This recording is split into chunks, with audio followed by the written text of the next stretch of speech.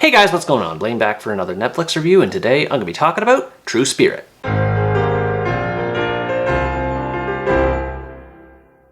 True Spirit is an Australian biographical drama that tells the story of Jessica Watson, a teenager and sailing enthusiast who dreams of traveling and circumventing the world by boat. She prepares for the feat from a young age and eventually sets out to accomplish her goal at the young age of 16. This raises a lot of concern regarding her safety from both her family and the media covering her progress, but Jess remains determined to achieve the feat of being the youngest person to ever attempt a solo global circumnavigation. Once she sets sail, Jess embarks on one of the most dangerous and incredible journeys of a lifetime. Although this movie can be cheesy with how sentimental and sappy it can be, I couldn't help but enjoy watching it. It's a feel-good experience that warms the heart and soul when watching it, which is impressive considering its dramatic presentation and how much is at stake in the story. Obviously, the focus is all on the main character Jessica Watson, which is made better from how much detail is shown behind her character. Right from an early age, she's shown to endure several kinds of challenges, from her dyslexia to feeling looked down upon for her interest in a male-dominated hobby. She experiences other challenges in the present as well, from the way the media scrutinizes her to the numerous dangers associated with sailing in the open ocean.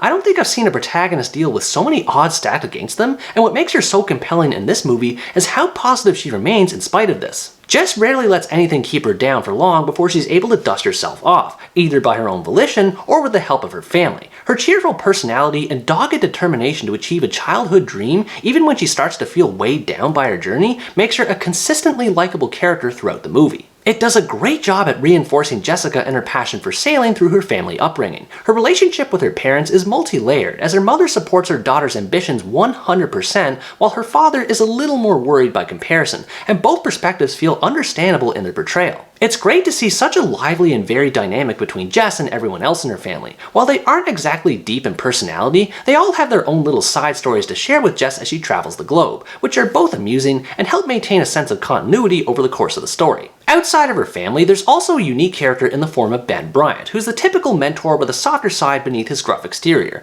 and I liked him as well. He has a dark past that adds some dramatic intrigue to his character, and it's nice to see how his relationship with Jess builds from ambivalence in the beginning to almost father and daughter-like when Jess begins her journey. I like how the movie takes time building up to when Jess begins her journey across the world's oceans. It shows how much prep work is involved in undertaking such a massive voyage, not just with the equipment and resources that she needs, but also the mental will and resolve needed to endure it. This is exemplified in flashback scenes that are spread throughout the movie, which show Jess at various ages of her life, and all of them have the same consistent level of passion from the get-go, which is another thing that makes her character so great. She is consistent in her desire to achieve her dream, and only starts to falter once she actually starts to chase it. And I enjoyed seeing the way her character transformed throughout her journey. She slowly goes from being happy and upbeat, talking to her family on the satellite phone and updating her progress on her blog, to withdrawing from everyone and becoming bored and depressed, and it was heartbreaking to see the way her loneliness took over her. It goes to show how dangerous such a trip like this can be, not just from the usual environmental factors, but also the emotional trauma and social isolation that comes with it.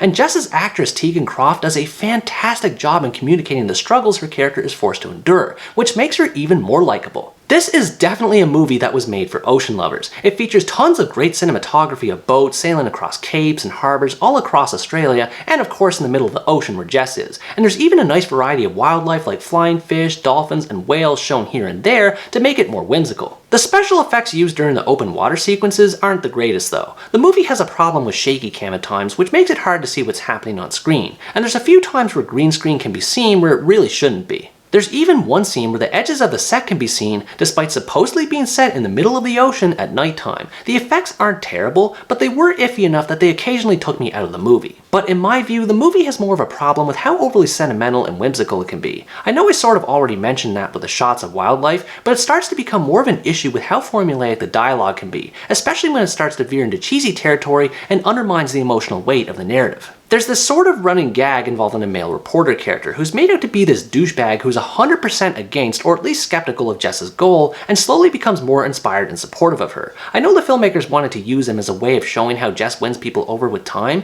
but to me he just came off as cheesy filler that was completely unnecessary for the story. The The movie also tends to get a little over the top as far as how it uses musical breaks in between scenes, but honestly, I actually kind of like them. They don't appear too often to the point where they distract from the story, and they add a burst of energy at just the right time to keep things interesting. There's a nice sense of progression with Jess's journey, either stated outright by the characters or indicated on screen through subtitles. Jess's vlogs, celebration of holidays, and regular contact with her loved ones add a sense of variety to her adventure and make it feel more like she's continuing to live her life instead of just sailing out at sea all day. And as much as I might have an issue with how cheesy the movie can be, I can't deny that its positive tone became more contagious the longer I watched. There's something satisfying about watching a good old-fashioned underdog story, and even more so when one realizes that it actually happened. It demonstrates a key theme regarding passion and how it will outdo lack of experience, skills, or knowledge. And that's not to say that those things aren't important, but when one considers the tenacity and sheer willpower Jessica Watson displayed to accomplish what she sets out to do,